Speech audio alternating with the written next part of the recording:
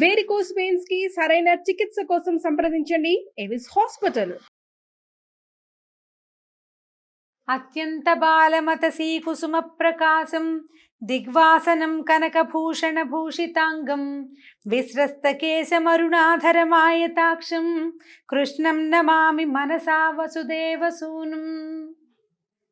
భాగవత కథా సుధా తరువాయి భాగంలోకి వచ్చాం. కృష్ణుడు సుధాముడికి అనేక రకాల వరాలు ఇచ్చి అక్కడి నుంచి బయలుదేరాడు. బలరాముడితో కలిసి గోపబాలుడితో కలిసి మధురా నగరంలో తిరుగుతున్నాడనమాట.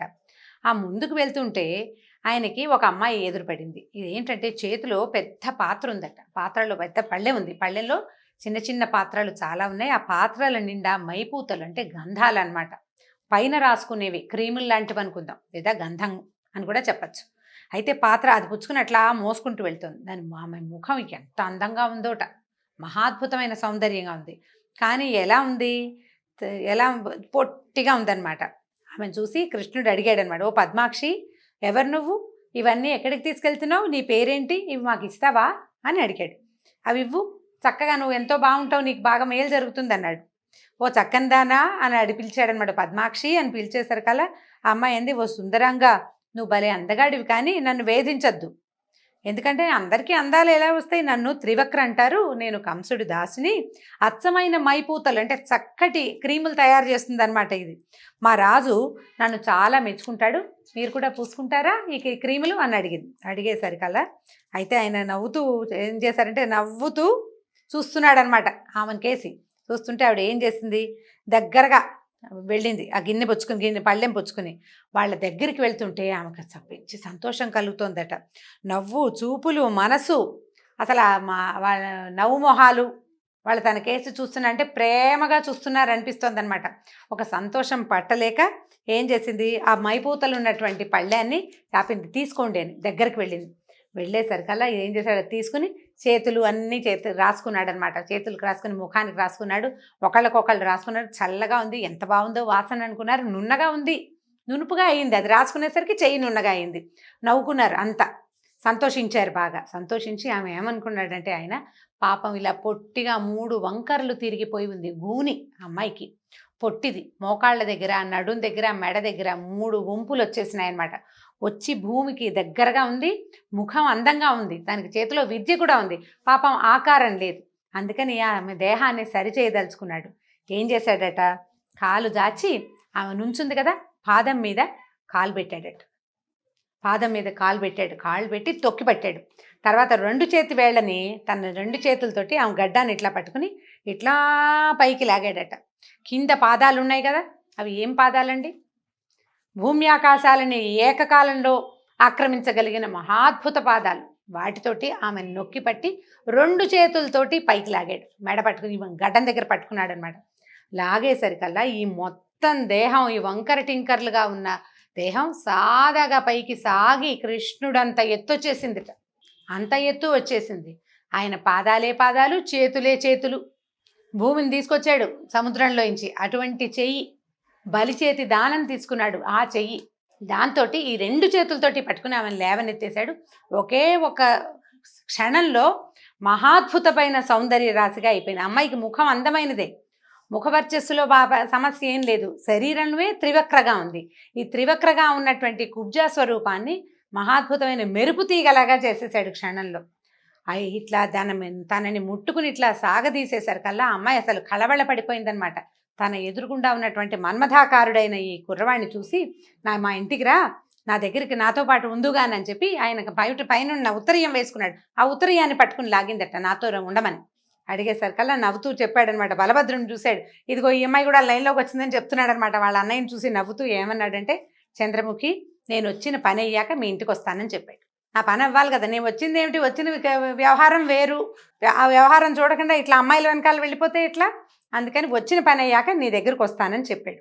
చెప్పి ఆమెను పంపించేసి ఈ వెళ్తున్న దారిలో పుర ప్రజలు ఒక్కొక్కళ్ళు పట్టుకొచ్చి తాంబూలాలు ఇస్తున్నారు. పువ్వుల దండలు, చందనాలు, మెళ్ళో చందనపు దండలేస్తారు, పువ్వుల దండలేస్తారు. ఆనందం పట్టలేకపోతున్నారు పుర ప్రజలు చాలామంది. ఆయన చూసి సమ్మోహనానికి, అంటే ఆ సమ్మోహనంగా ఉన్నటువంటి రూపానికి లోబడిపోతున్నారనమాట. సరే, క్రమంగా ఇలా వెళ్తూ ఏం చేశాడు, ఒక ధనుశాల ఉంది అక్కడ. అంటే ధనుస్సుల్ని అట్టెపెట్టే శాల ఉంది. అక్కడికి వెళ్ళాడు. వెళ్ళేసరికల్లా అక్కడ ఒక పెద్ద విల్లుందట. అది ఎలా ఉందంటే దేవేంద్రుడి ధనస్సులాగా మిక్కిలి గొప్పదై మేటి వీరుల చేత సంరక్షింపబడుతున్నటువంటి దుర్భేద్యమైన పెద్ద ధనుసు. దాన్ని రక్షించే వాళ్ళన్నారు, బాబు వద్దమ్మా ముట్టుకోకు, పెద్దది బరువు మీద పడుతుంది అని చెప్తున్నారు, వద్దంటున్నారు వాళ్ళు. దాన్ని ఏం చేశాడు, దాన్ని తనతో పాటు ఉన్నారు, అన్నయ్య ఉన్నాడు, ఇంకా గోపాలుడు, కొంతమంది ఆయన చుట్టాలు కూడా ఉంటారు కదా అందులో. వాళ్ళందరూ ఇది నీకేం లెక్క, ఎత్తి చూడు బాగుందో లేదో ధనస్సు. మామూలుగా ధనస్సు లాంటివి ఆయుధాలు ఏవైనా సరే మా సామాన్య ప్రజ అయితే ఊరికే చూసి అబ్బా ఎంత పెద్దదో, ఎంత బరువు ఉంటుందో, దీని చక్రం ఎంత పదునుగా ఉందో అనుకుంటారు. అవి ధరించగలిగేవాడు అంటే వాటిని వాడగలిగే శౌర్యం ఉన్నవాడు వస్తువుని ఎత్తి చూస్తాడు కదా, ఎత్తి చూడాలి కదా. ధనస్సుని ఎత్తి చూసి దానికి ఇది సరిగ్గా ఉందో లేదో తెలుసుకోవాలి. గదలు ఉన్నాయనుకోండి, దాని బరువు ఎంత ఉందో ఎత్తి చూడాలి. ఏ వస్తువునైనా అంతే, ఒక బల్లె ఉంటే దాని పొడుగు ఎంత ఉందో అది కరెక్ట్గా మనం వేస్తే వాటంగా వెళ్తుందా వెళ్ళదా పరీక్షించాలి కదా. వీటి పిల్లాడు ముట్టుకుంటూ ఉంటే వాళ్ళు వద్దు అన్నారు. వద్దంటే మిగిలిన వాళ్ళు నవ్వారు, రాక్షసులను చంపిన వాడికి నీకో లెక్క అన్నారు. అనగానే ఏం చేశాడు, దాన్ని పట్టుకున్నాడు పైకి, ధనస్సును పైకెత్తి. ముందు ధనస్సుకి అల్లెత్రాడు కట్టి ఉండదండి, ధనుస్సు వంపే ఉంటుంది, తాడు ఒక పక్కన చుట్టూ ఉంటుంది. సాధారణంగా ఏం చేస్తారంటే ఈ ధనుస్సుని తీసేటప్పుడు దాన్ని పట్టుకుని ఆ పైన ఉన్న అల్లెత్రాటిని ఏం చేస్తారు, దాన్ని ఓడదీసి బిగిస్తారు. అప్పుడే కరెక్ట్గా ఈ ధనుస్సు తాలూకు షేప్ మనకి తెలుస్తుంది. తీసి దాన్ని తగిలించాడు, అల్లెత్రాటిని తగిలించి ఏం చేశాడు, నారిని లాగుతారనమాట. లాగితే దాన్ని ధనుష్టంకారం అంటారు, ధనుస్సు యొక్క శబ్దం. ఆ నారి గట్టిగా లాగి వదిలితే జమ్మని పెద్ద శబ్దం వస్తుంది. అయితే ఇప్పుడు దాని డిగ్రీ సరిగ్గా ఉండాలి, అది ఎన్ని కరెక్ట్గా కుదిరిందా లేదా, దాని కోణం సరిగ్గా ఉండాలన్నమాట. ఏదైనా తేడా ఉంటే విరిగిపోతుంది. అది పరీక్షించటం కోసం ఈయన లాగేసరికి అది ఎట్లా ఉందంటే, లాగేసరికి ఒక మదపటేనుగు చెరుగడని విరిచినంత తేలికగా దాన్ని లాగి విరిచేశాడు. ఈ లాగేసరికల్లా మధ్యకి పట్టుకుమని విరిగిపోయింది. ధనస్సు విరిగేసరికల్లా ఎట్లాంటి శబ్దం వచ్చిందంటే మామూలు శబ్దం కాదు, అది చాలా పెద్ద ధనుసు, చాలా బరువైనది. అది లాగిన శబ్దానికే ఒక శబ్దం వస్తుంది, మెరుపులు ఉరుముతున్నట్టుగా ఉంటుంది. విరిగేసరికల్లా హడిలిపోయారు చుట్టుపక్కల జనం. ఈ యాగశాలలో ఉన్నటువంటి కంసుడికి భయం వేసింది. ఏంటో ఢామంది ఉలిక్కి పడ్డాడనమాట, భయపడిపోయాడు. అయితే వీళ్ళంతా ఏమనుకున్నారంటే, వాళ్ళ చుట్టూతా ఉన్న వాళ్ళంతా ఏమిటి ఈ పిల్లడు, వీడికి సందేహం లేదు, భయం లేదు, భక్తి లేదు, రాజుగారి ధనస్సుని విరిచేశాడు, ఇది సహింపరాని సాహస కార్యం, వీడిని పౌరుషంతో పట్టుకోవాలని చెప్పి ఆ చుట్టుపక్కల ఉన్న రక్షకులంతా వచ్చారు. వచ్చేసరికల్లా ఈ బలరాముడు ఈయన చేతిలో నుంచి ఆ విల్లు రెండో ముక్క లాగేసుకున్నాడు.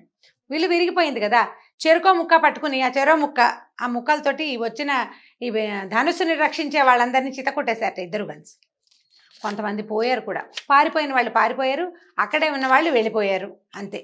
అక్కడి నుంచి ఈ విధంగా మధురానగర విహారం చేసి బయలుదేరి సాయంకాలం చీకటి పడకుండానే తమ విడిదికి వెళ్ళిపోయారు. ఈ వెళ్ళిన తర్వాత ఆ రాత్రి గడిచింది.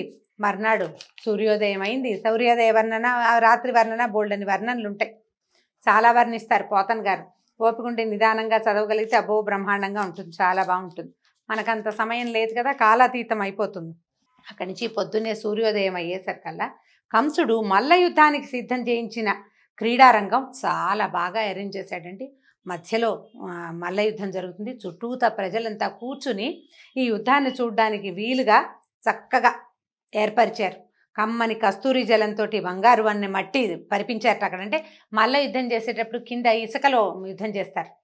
ఆ మట్టిని మెత్తటి మట్టి తెప్పించారట, బంగారపు రంగు మట్టి. అందులో బురద గిరద లేవు, రాళ్ళు రప్పలు లేవు, నీట్గా క్లీన్గా జల్లెడ పట్టిన రజన్ లాంటి మెత్తటి మట్టి. అక్కడి నుంచి కస్తూరి జలంతో తడిపారట. చుట్టూతా గంధపు కర్రలతోటి కంచెబెట్టారట. గొప్ప గొప్ప పూలదండలు, అలంకారాలు ఎన్ని చేశారో, అంటే బ్యూటిఫుల్గా కనపడుతోంది అనమాట. ఎడదెగని వాద్యాలు అంటే డమడమడమ మోగుతున్నాయి అనమాట. పుర ప్రజలంతా ఈ మల్ల యుద్ధం జరుగుతుంటే ఆసక్తిగా ఉంటుంది. అప్పట్లో అవే ఉండేవి మరి, ఆసక్తిదాయకమైన క్రీడలు. అందరూ అక్కడికి చేరారు. జనం అంతా సిద్ధంగా ఉన్నారు. ఈ కంసుడి తాలూకు సైన్యం అంతా రెడీగా ఉందన్నమాట. జరగబోయే యుద్ధానికి, ఆ తర్వాత జరగబోయే ఉత్పాతాలకి సన్నద్ధంగా ఉన్నారు. ప్రజలంతా ఉత్సాహంగా చూస్తున్నారు, ఏం జరుగుతుందో, ఏం చేద్దామో చూద్దామని.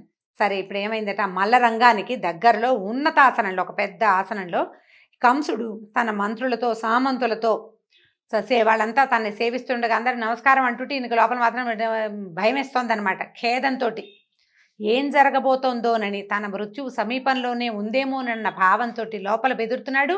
పైకి గాంభీర్యాన్ని నటిస్తూ అందరి సేవలు అందుకున్నట్టుగా గంభీరంగా కనపడుతున్నాడు అనమాట.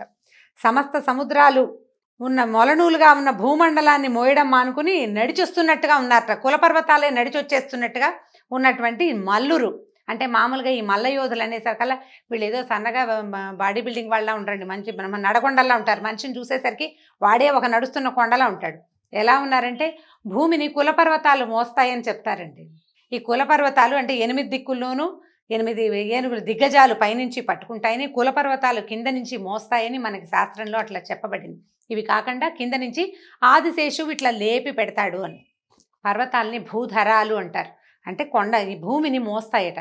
ఆ కులపర్వతాలు ఏవో కొన్ని ఆ పని మానేసి ఇక్కడికి వచ్చినట్టు కనిపిస్తున్నాయట. ఎవరెవరున్నారు చూడండి. చాణూరుడు, ముష్టికుడు, శలుడు, తోసలుడు తమ వాళ్ళ తాలూకు గురువుల్ని వెంట పెట్టుకుని, అంటే ఈ మల్ల యోధులకి పాఠం చెప్పిన గురువు గారులు ఉంటారు కదా, వాళ్ళు కూడా వస్తారు. యోధుడు అంటే వాడు ఒకడే రాడు, వాడికి పరివారం ఉంటుంది. మనం కూడా చూడండి రెజ్లింగ్ కాంపిటీషన్స్ చూస్తామా, ఒకడు ముసుగేసుకుని నడిచేస్తుంటాడు ఆ రెజ్లర్.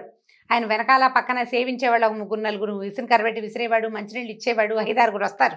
అట్లా వీళ్ళకు కూడా ఒక్కొక్కళ్ళకి ఒక 6-7 ఉన్నారు వాళ్ళ సొంత గురువులు, తర్వాత శిష్యులు. మంచినీళ్ళు అందించేవాడు, వస్త్రాలు సరిచేసేవాడు, తర్వాత ఏమో ఈ నోట్లో ఏదైనా పళ్ళకి తగలకుండా పెట్టేవాడు, ఆభరణాలు సరిచేసేవాళ్ళు. ప్రతివాడికి ఒక పరివారం ఉంటుందన్నమాట. ఈ పరివారంతో సహా వస్తున్నారు లోపలికి. వస్తుంటే ఎట్లా ఉందంటే డమా డమా డమా శబ్దాలు వస్తుంటే వీళ్ళకి స్వాగతం చెప్పడానికి కూడా ఏదో మంగళ వాయిద్యాలు అవి మోగించరు. ఈ మల్ల యుద్ధాలు అవి అప్పుడు స్మూత్గా ఉండదు. ఉద్రేకాన్ని కలిగించేటువంటి శబ్దాలు, డోలు లాంటివి, అంటే డప్పులు లాంటివి. ఆ శబ్దాలకి ఇంకొంచెం మంచి ఉత్సాహభరితంగా గబగబా నడుస్తూ వీళ్ళంతా చేరుకున్నారు. నందురు మొదలైన గోపాలుడంతా వెళ్ళి రాజును దర్శించి కానుకలు సమర్పించారు. వీళ్ళు తెచ్చారు కదా బోల్డ్ కానుకలు, అవన్నీ సమర్పించి ఎవరికి అప్పచెప్పాల్సిన వాళ్ళకి అప్పచెప్పేసి ఆయన ఆజ్ఞతోటి పెద్ద పెద్ద ఆసనాల మీద వరుసగా కూర్చున్నారు. సరే, బలరామకృష్ణులు కూడా చక్కగా అలంకరించుకున్నారు. ఇక్కడ ఈ జట్టీలు భేరీ నినాదాలు పై అని పెద్ద పెద్ద సౌండ్లు వస్తున్నాయి. ఈ డమడమా మోగుతుంది. వీళ్ళకు కూడా ఉత్సాహం వచ్చింది, పిల్లలకు కూడా. ఆ మల్లరంగం చూద్దాం అనుకున్నారు. సరే, జంకు గొంకు లేదు. వాళ్ళకేం జంకు, భయం భక్తి ఏం లేవు అక్కడ. భయభక్తులు ఎవరికి ఉండాలండి? భయపడాల్సిన వాడికి భయభక్తులు ఉండాలి. ఏ భయము లేనివాడి, అంటే అభయం ఇచ్చేవాడికి భయభక్తులు ఎందుకుంటాయి? వాడికి ఏం ఉండక్కర్లేదు. బ్రహ్మాండంగా చూస్తున్నారు. ఎంత బాగుందో చూద్దామని ఏం చేశారట, ఈ రంగస్థలానికి వెళ్ళే దారిలో వాకిలి దగ్గర పెద్ద ఏనుగుందటండి. కువలయాపీఠం దాని పేరు. మొదట చెప్పుకున్నాం మనం. ఈ ఏనుగును చూసేసరికి అది ఎట్లా ఉందంటే మామూలువి ఒక 100 ఏనుగుల బలం ఆ ఒక్క ఏనుగుకే ఉన్నట్టుంది. దాని వెనకాల ఓ 10 ఏనుగులు నిలబడ్డ కనపడవు. అదంత పెద్దదనమాట. అంత బ్రహ్మాండంగా ఉంది. విపరీతమైన మదం. దానికి మొహం మీద నుంచి చెమట కారుతూ ఉంటుంది. ఏనుగులు మదం ఎక్కి ఉండటం అనేది ఒక పదం అండి.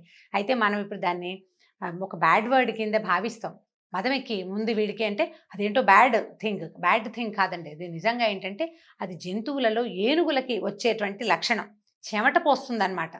ఆ చెమట పోసినప్పుడు ఏమవుతుంది, ఒక మంచి సుగంధమైతే బ్యాడ్ స్మెల్ రాదు ఏనుగుల చెమట నుంచి. అది క్రమంగా ఏమవుతుంది, అది ఉద్రేకం పెరిగిన కొందికి దానికి కోపము చికాకు వస్తాయి.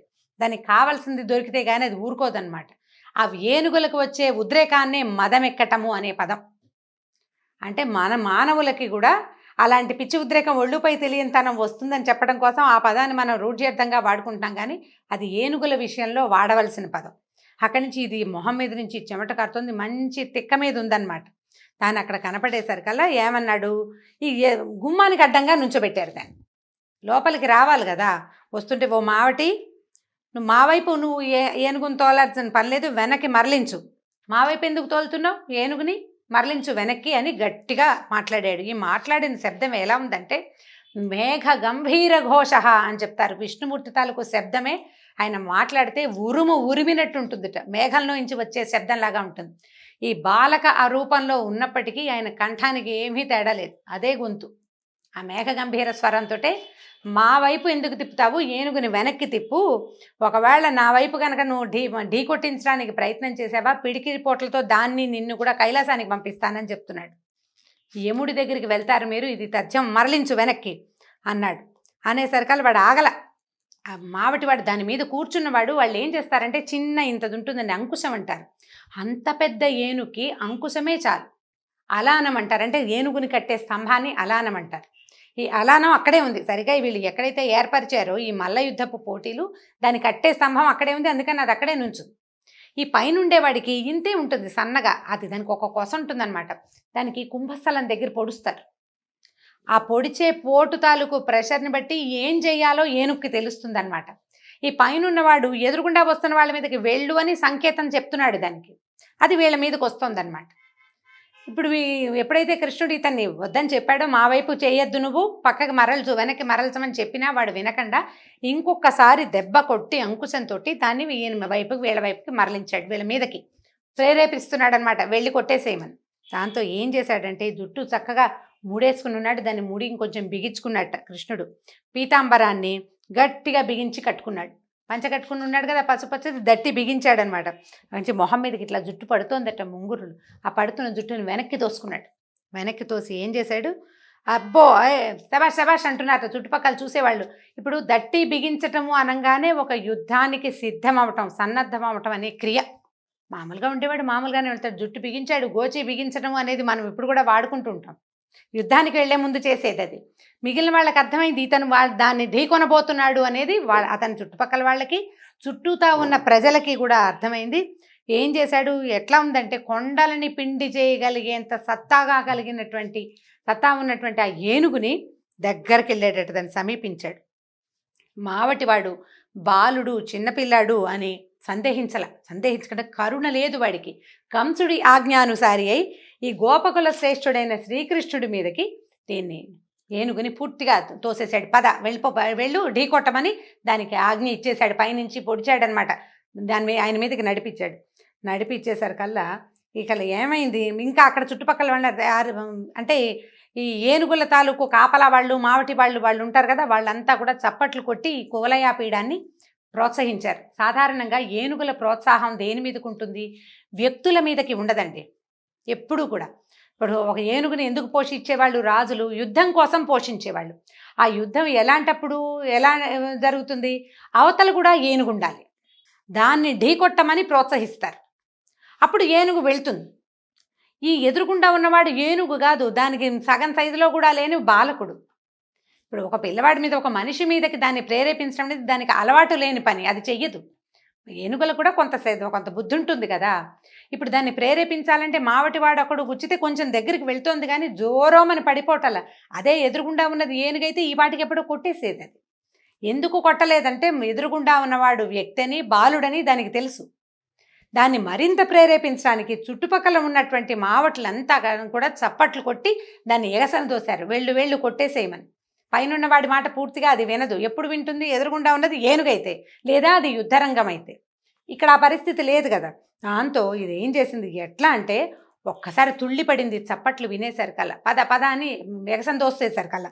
దాంతో మృత్యుదేవతలాగా, కాలపురుషుడిలాగా, యముడిలాగా శ్రీకృష్ణుడి మీదకి దూకిందట ఏనుగు. దూకేసరికల్లా పైగా దీని మొహం మీద నుంచి మదజలం వస్తుందా, అది ఎట్లా ఉంటుందంటే అరటి పువ్వుల వాసన వస్తుందటండి ఏనుగు మదజలం. ఎవరైనా కావ్యాలు అవి చదివిన వాళ్ళకి తెలుస్తుంది. దీన్ని ఇలాంటి విషయాన్ని కాళిదాసు ఎన్ని చోట్ల వర్ణించాడండి. కుమార సంభవం, రఘువంశం కావ్యాల్లో కనపడుతుంది అనమాట. ఏనుగుల ముఖం మీద నుంచి వచ్చే ఈ మదజలపు వాసన ఒక రకమైన పువ్వుల వాసనని పోలి ఉంటుంది. అది కూడా అరటి పువ్వుల వాసన అని చెప్తారు. వాటికి తుమ్మెదలు తిరుగుతాయి పువ్వుల మీద. ఈ మదజలాన్ని కూడా ఈ పువ్వుల వాసనగా భ్రమపడి ఈ తుమ్మెదలన్నీ తిరుగుతూ ఉంటాయి. ఈ తుమ్మెదలు తిరిగేసరికల్లా, తుమ్మెదలు తిరిగిన కొందికి అవి చెవి దగ్గర మొహం మీద ఎక్కాయి కదా నీళ్లు గారేది, అవి గొయ్యి అని తిరుగుతుంటే ఆ జంకారానికి దానికి ఇంకా తిక్క పుట్టిపోతుంది అనమాట. ఇంకా అహంకరించింది. ఏం చేసింది, తర్వాత ఘీంకారించింది, పెద్దగా ఘీంకారం చేసింది. తన తొండంతో ఎట్లా ఉందంటే, తొండం ఆదిశేషుణ్ణి కూడా నిర్లక్ష్యం చేయగలిగే తొండం అట. అంత పెద్ద ఏనుగు అనమాట. సౌరిని పట్టుకుందట. ఈయనెక్కడ, ఆయన లొంగుతాడు దానికి. అటునిటు ఏం చేశాడంటే రాహువు ముఖంలో నుంచి తప్పించుకునే బాలభాస్కరుడిలాగా ఎగిరి దాని కాళ్ళ మధ్యలో దూరిపోయాడు. ఒక్క దూకాడు పక్కకి, కాళ్ళ మధ్యలోకి వెళ్ళిపోయాడు. ఇక ఎవరినైతే తను యుద్ధం చేయడానికి బయలుదేరిందో, ఎవరిని పట్టుకోవడానికి ప్రయత్నిస్తుందో ఆ పిల్లాడు కనపడకపోయేసరికల్లా దానికి కోపం వచ్చేసింది, ఏనుగుకి తెక్కొచ్చేస్తుంది అనమాట. అటు ఇటు తిరిగి చూసింది. కాళ్ళ మధ్య ఉన్నవాడు ఎట్లా కనపడతాడు, ఏనుగుకి అంత సూక్ష్మ దృష్టి లేదు, చుట్టుపక్కల చూడగలుగుతుంది. దాంతో వాసన పసిగట్టింది, కాళ్ళ మధ్య ఉన్నాడని తెలుసుకుని ఏం చేసింది, తొండాన్ని కిందకి వంచి మెడ పట్టుకోవటానికి ప్రయత్నం చేసేసరికల్లా ఆయన ఏం చేశాడు, వెనక వైపుకి వెళ్ళిపోయాడు. దాన్ని తోక పట్టుకున్నాడు. ఏనుగుకి తోక సన్నగా ఉంటుంది, దాని శరీరానికి దాని తోకకి సంబంధం ఉండదు. ఏం చేశాడు, దాన్ని పట్టుకోవటం ఏమిటి, అంతకుముందు చాలా సార్లు ఆయన ఆవు దూడల్ని వాటిని వీటిని ఎత్తి విసిరేశాడు. గుర్రాన్ని విసిరేశాడని కూడా విన్నాం. అంత ఏనుగుని తోక పట్టుకుని విసిరేశాడట, గిరగిరా తిప్పి విసిరేశాడు. ఇక అటు ఇటు ఆయన పక్కకు పడేసరికల్లా ఆ ఏనుగు దానికి తిక్క మీద ఉంది, పైగా వీడిని కొట్టాలి అని ప్రోత్సాహం ముందే పొందింది. అది ఇతనే పట్టుకున్నాడని, తన కాళ్ళ మధ్యలో నుంచే వెళ్ళాడని అది తెలిసింది కదా, ఆ వాసన ఒకటి తెలుస్తుంది, ముఖం గుర్తుపడుతుంది. దాంతో కింద పడినా సరే అది మళ్ళీ పరిగెత్తుకుంటూ వచ్చిందట. ఇక తను కుడివైపుకి తిరిగితే ఎడం వైపుకి తిరిగి, అది ఇటు వస్తే అటు వచ్చి దొరకకుండా దాన్ని నానా తిప్పలు పెట్టాడు. తిప్పలు పెట్టి దానికి రొప్పి వచ్చేసింది, ఆయాసం వచ్చేసింది. కోపం ఉన్నప్పుడు ఆయాసం ఎక్కువ వస్తుంది. జంతువుకైనాను తను అనుకున్నది జరగకపోతే జంతువులకు కూడా కోపం వస్తుంది. ఇక అటు తిరిగింది ఇటు తిరిగింది. ఇంకా ఏం చేశాడట ఈయన, ఒక్కసారి ఎగిరి కుంభస్థలాన్ని భేదించాడు, మొహం మీద కొట్టాడు 2 పిడుగుద్దులు. కొట్టేసరికల్లా ఈ ఏనుగుల కుంభస్థానంలో ముత్యాలు ఉంటాయటండి, రత్నాలు కూడా ఉంటాయి. ఇది కూడా మనకి కావ్యాల్లోనే కనపడుతుంది. సాధారణంగా ఇప్పుడు మనం మామూలు వాళ్ళంటే ఏమనాలి, మన ఛానల్స్లో చూస్తుంటాం కదా, అబ్బే అలాంటివి ఏమి ఉండవండి అంటారు. ఉండకపోవచ్చు, కానీ పాతకాలపు ఈ పుస్తకాల్లో కానీ మనకి పురాణాల్లో కానీ కావ్యాల్లో కూడా ఏనుగు కుంభస్థలంలో ముత్యాలు అవి ఉంటాయని, మంచి ముత్యం ఏనుగు కుంభస్థలంలోనే దొరుకుతుందని చెప్తారు. ఈ కొట్టేసరికల్లా దాని ముఖం మీద నుంచి ఇది పగలంగానే ఎలా అయిందంటే, ఇట్లా ఎగిరిపోయిన ముత్యాలు, కుంభస్థలం పగిలి ఎగిరిన ముత్యాలు దాని కుంభస్థలపు తాలూకు నెత్తురు తగిలి రత్నాల్లాగా మెరుస్తూ అటు ఇటు పడిపోయినాయట. కొట్టేశాడు, బాగా పడిపోయినాయి దెబ్బలు. ఒకే ఒక పెద్ద కేక ఘీంకరిచ్చింది, చావు కేక అనమాట అది. అదేదో శౌర్యంతో ఘీంకారం కాదు, శక్తిని కోల్పోయి ఈ మొహం పగిలిపోయేసరికల్లా తొండం వేళ్లాడిపోయింది. ఎలా అయిందంటే అది తామరతూడులాగా వేళ్లాడుతూ పడిపోయిందట కిందకి. ఈ చుట్టుపక్కల వాళ్ళంతా పరమాశ్చర్యం పొందారు. ఈయన ఏం చేశాడు, దీని కింద పడంగానే దాన్ని ఏంటంటే, ఏనుగులకి వాటి బలము వాటి మదము వీటిలలో ఉంటుంది, ఏనుగు దంతాల్లో. దాన్ని ఏం చేశాడు, గట్టిగా మీదకి మెడ దగ్గర కాలేసి దంతాలు ఊడబెరికేశాడు. ఊడబెరికిన దంతంతో కొట్టాడు 4-5 దెబ్బలు. మొహం పగిలితే చచ్చిపోలే, అది వడిలిపోయింది, దానికి నొప్పి పుట్టి బాధతోటి పడిపోయింది కిందకి. కొట్టి ఏం చేశాడు, ఇంకో దండం కూడా లాగేశాడు, 2వ దంతం కూడా లాగేశాడు. ఆ లాగిన దంతంతో ఆ చుట్టుపక్కల ఉన్న మావటి వాళ్ళంతా ఆశ్చర్యంగా చూస్తూనే ఉన్నారు. పటాపటా కొట్టేశాడు. మధ్యలో బలరాముడు కూడా 2వ దంతం లాక్కుని ఆయన కొట్టేశాడు. ఇద్దరు కలిసి చేరుకో దెబ్బ వేసి మావటి వాళ్ళందరినీ సంహరించేశారు. ఎందుకంటే బాలుడు వీడి మీదకి పంపించడం ఏమిటని ఇంగితం లేదు వాళ్ళకి. ఒక రాక్షస రాజుని అనుసరిస్తూ అతని రాక్షస పాలనలో ఉంటూ వీళ్ళకు కూడా రాక్షస ప్రవృత్తి వచ్చింది. ఇంత నడగొండలాగా ఉన్న ఏనుగు బాలుర సమూహం మీదకి పంపటం ఏమిటి అనే చిన్న ఆలోచన చేయని వాడు మనిషి అయినా రాక్షసుడితోటి సమానమే. దాంతో మొన్న మావటి వాండ్రందరినీ సంహరించేశారు. చెరొక దంతాన్ని భుజం మీద గదల్లాగా వేసుకుని ఏం చేశారు, గోపాలకులందరూ తమని అనుసరించి వస్తుండగా మల్ల యుద్ధం జరుగుతున్నటువంటి రంగస్థలానికి ప్రవేశించారు. కువలయాపీడ వధతోటి ఈరోజు భాగం సమాప్తం. వచ్చే భాగంలో మళ్ళీ రేపొద్దున కలుసుకుందాం. నమస్కారం.